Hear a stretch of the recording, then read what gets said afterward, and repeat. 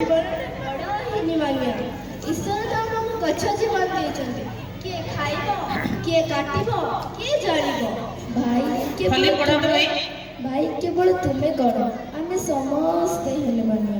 ଫୁଲ ଫଳ ମଣିଷକୁ ସବୁ ଦେଲୁ, ଅଥଚ ଟିକେ ସୁଖରେ ବଞ୍ଚି ପାରିଲୁନି। ପ୍ରତି କ୍ଷଣରେ ବିପଦ। ଗତକାଲି ଘର ମାଲିକ ଆସିଥିଲେ, କେତେ ଲୋକଙ୍କୁ ନେଇ ମୋ ମୂଳରେ ବସିଲେ, ହିସାବ ପତ୍ର କଲେ, ଦରଦାମ ଛିଣ୍ଡିଲା। 200 ଟଙ୍କାରେ ବିକିଦେବେ। କଣ କହୁଛୁ? ସତ କହୁଛି ଭାଇ, କାଲିଠାରୁ ଆଉ ଦେଖା ହବନି ତୋର ମୋର। ସବୁଜ ପତ୍ରରୁ ଶୁଦ୍ଧ ବାୟୁ, ହଳଦୀ ଋତୁରେ ରସାଳ ଫଳ ଦେଲୁ, ଶେଷରେ ହଣା ଖାଇକି ମରିବୁ। ମୋର ଅବଶୋଷ ନାହିଁ ସଖା, ହେଲେ ଏ ଫଗୁଣ ମାସେ ଦେହରେ ବଳ ଆସିଗଲାଣି। କେତୋଟା ଦିନ ଗଲେ ଚଣା ଧରିବି। ତମ ଦେହରେ ତ ବଉଳ ଭର୍ତ୍ତି। ଘର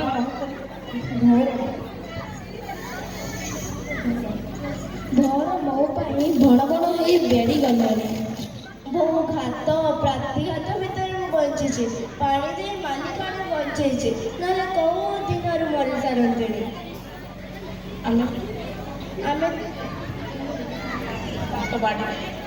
ସେମାନେ କଣ ପାଉଛନ୍ତି? ରସାଳ ଫଳ ପାଉଛନ୍ତି, ବିକାବିକି କରି 2 ପଇସା ବି ପାଉଛନ୍ତି। କଣ ହେଲା? ଟିକେ ଭାଙ୍ଗିଦେଲା। କିଏ? ଦେଖୁନୁ, ମାଲିକର ମୋ ଡାଳ ଭାଙ୍ଗୁଛି। ଗୋଟେ ବାଡ଼ି ଧରି ମତେ ପିଟି ଚାଲିଛି। କି କଷ୍ଟ! ଦେହରେ ରସ ରକ୍ତ ନିଗିଡି ଚାଲିଛି। ଆରେ ପାପି, ତୁ ଏ କଣ କରୁଛୁ? ଗଛ ଡାଳ କାହିଁକି ଭାଙ୍ଗୁଛୁ?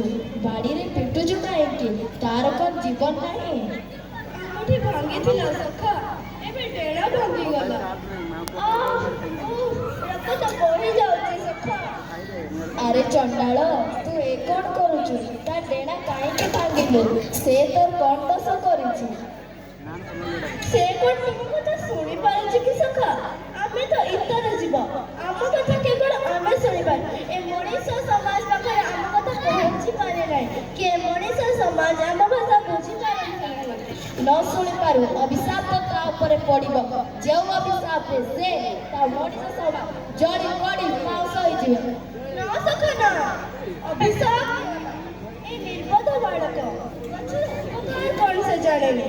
ତାକୁ ଜାଣିବାକୁ ନା ତା ପିତା ମାତା କହିଛନ୍ତି, ନା ତା ଶିକ୍ଷକ ବୁଝାଇଛନ୍ତି।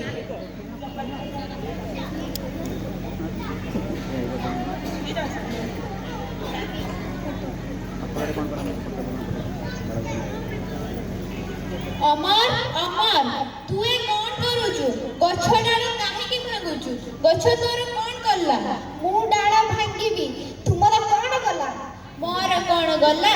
ତୁ ଏ କଣ କହୁଛୁ? ଦୁଷ୍ଟାମି କାହିଁକି କରୁଛୁ? ଆମେ ତେବେ କେଉଁଠି ଖେଳିବୁ? ସ୍କୁଲକୁ ଗଲେ ଗୁରୁମାଙ୍କ ବାରଣ। ଗଛର ଡାଳ ଭାଙ୍ଗିଯିବ, ଗଛର ଜୀବନ ଅଛି, ତା ଫୁଲ ଫଳ ନଷ୍ଟ ହୋଇଯିବ। ଖେଳିବା ପାଇଁ ଖେଳ ପଡ଼ିଆ ଅଛି, ସ୍କୁଲ ହତାରେ ଫୁଲ ଗଛ ଲାଗିଥିବ, ଏତିକି ତୁ ବୁଝିପାରୁନୁ? ଏଇ ଗଛ ତ ବାପା ବିକି ଦେବେ। ଗଛ ତ ମୂଳରୁ ହଣା ହବ, ଡାଳ କାଟିଲେ କ୍ଷତି କଣ? କଣ କହିଲୁ? ବାପା ଗଛ ବିକି ଦେବେ? ହଁ, ବାପାଙ୍କୁ ପଚାରୁନ। କାଠ କଣ୍ଟାଙ୍କ ସହିତ ଦରଦାମ ଛିଣ୍ଡି ଯାଇଛି, 200 ଟଙ୍କା।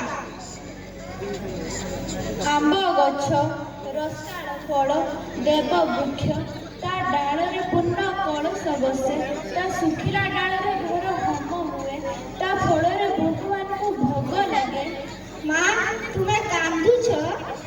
କେଡ଼େ ଶ୍ରଦ୍ଧାରେ ମୋ ବାପା ଏଇ ଗଛ ଚାରାଟିଏ ଦେଇଥିଲେ ବାଡ଼ିରେ ଲଗାଇବା ପାଇଁ। ଏତିକି ଛୋଟିଏ ହେଇଥିଲା, ମୋ ପାଖରେ ସେ ବଢ଼ିଛି। ହସି ଖେଳି ମୋ ପାଖରେ ବଢ଼ିଛି, 2 ପତ୍ରରେ ମୋ ପାଖରେ ବଢ଼ିଛି। ତ ଆଗରୁ ତାର ଜନ୍ମ, ସେ ତୋର ବଡ଼ ଭାଇ ପରି। ଗଛରେ କଣ ଜୀବନ ଥାଏ ମା? ସେଇ କଣ ସବୁ ଜାଣିପାରେ, ଶୁଣିପାରେ ମା? ହଁ, ସବୁ ଶୁଣିପାରେ, ସବୁ ଜାଣିପାରେ, ତାର ଜୀବନ ଅଛି। ରକ୍ତ ତା ଶିରାରେ ଶିରାରେ ବହେ, ହେଲେ ସେ କଥା କହିପାରେ ନା। କଥା କହୁଥିଲେ ବି ଆମେ ଶୁଣି ପାରୁନା। ଅନୁଭବ କରିବାକୁ ଚାହିଁଲେ ଅନୁଭବ କରି ହଉ। ତା ଡାଳ କାଟିଲେ କଣ ତାକୁ କଷ୍ଟ ହୁଏ? ହଁ ଦେଖୁନୁ ତୁ ତା ଡାଳ କାଟିଲୁ, ତା ଦେହରୁ ରକ୍ତ ଝରୁଛି, ସେ କାନ୍ଦୁଛି। କଣ ହେଇଛି ଜାନକୀ, କଣ ହେଇଛି? ମା କାନ୍ଦୁଛି। କାହିଁକି? ଏଇ ଗଛ ପାଇଁ। ଗଛ ପାଇଁ? ହଁ ତୁମେ ଗଛ କାଟିଦେବା ପାଇଁ କାଠ କଟାଳିକୁ ଡାକିଥିଲ। ହଁ। କାହିଁକି? ଆମ ପାଇଁ ଗୋଟେ ଖେଳ ଘର ତିଆରି ହେବ, ଘରେ ରହିବା ହେବ, ଆଉ ଘରୁଆ ଖେଳନା ଏଇ ଘରେ ଖେଳିବ। ହଁ ବାପା ତୁମେ ଠିକ କହିଛ, ମୁଁ ଖେଳିବି। ମା ମୁଁ ଖେଳିବି। ଏଇ ଗଛଟା ଆମର କଣ ହବ?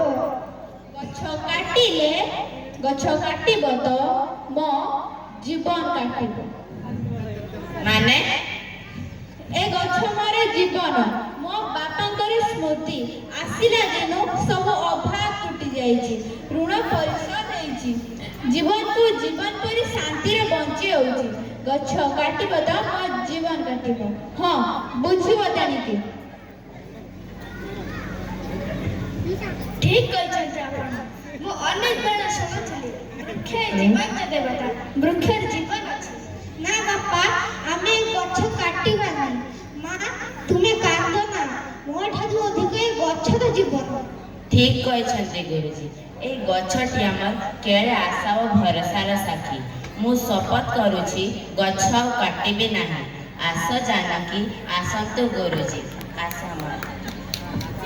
ଆହା ମୋ ନନ୍ଦ ତଳେ ଗୋବିନ୍ଦ, ଆହା ମୋ ନନ୍ଦ ତଳେ ଗୋବିନ୍ଦ, ବାଜେ ଶଙ୍ଖ ଭେରୀ ତୁରୀ ଭୁବନ ଆନନ୍ଦ, ଆହା ମୋ ନନ୍ଦ ତଳେ ଗୋବିନ୍ଦ। ଗଛଟିଏ ମୁଁ ଗଛଟିଏ, ତୁମରି ଘରର ପିଲାଟିଏ, ଭଲ କରି ମୋର ଯତ୍ନ ନବ, ବଡ଼ ପାଣି ଦେଇ ବଡ଼ ଉଠିବ, ବଡ଼ ହେଲେ ତମ ଋଣ ସୁଝି ଦେବେ, ରଖିବ ଗଛର କଥାଟିଏ। ଗଛଟିଏ ଥ୍ୟାଙ୍କ ୟୁ।